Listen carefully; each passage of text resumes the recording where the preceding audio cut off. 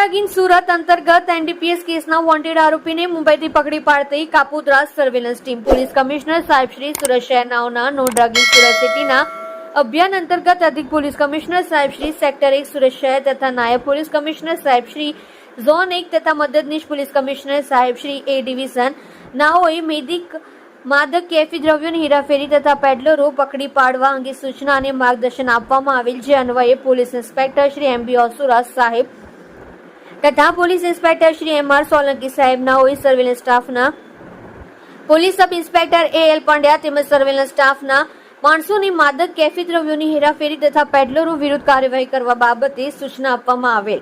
જે અંતર્ગત અત્રેના police station ખાતે ગઈકાલ તારીખ 3/7/2024 ના રોજ Kapodra police station part B ગુના નંબર 2024 એનડીપીએસ એક્ટ અને સન 1985 ની કલમ 8C 22B 29 મુજબ ગુનો રજીસ્ટર થયેલ, જેમાં એક જયેશભાઈ ભાણાભાઈ મકવાણા ઉંમર વર્ષ 30, ધંધો મોબાઈલ લે વેચ, રહેઠાણ બી 105 રાધેકૃષ્ણ,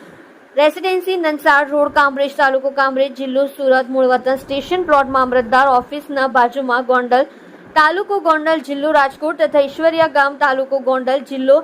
રાજકોટ નાઓની મેફેડ્રોન ડ્રગ્સ 23 ગ્રામ કિંમત ₹2,30,000 મુદ્દા માલ સાથે ધરપકડ કરવામાં આવેલ, જે મેફેડ્રોન ડ્રગ્સ આદિત્ય નામનો ઇસમ રહેઠાણ મુંબઈ, જેના પૂરું નામ સરનામા જણાયેલ નથી, પાસેથી મેળવેલ હોય, જે આરોપીને પકડી પાડવા સારું સર્વેલન્સ સ્ટાફના police sub inspector A L Pandya તથા આસિસ્ટન્ટ હેડ કોન્સ્ટેબલ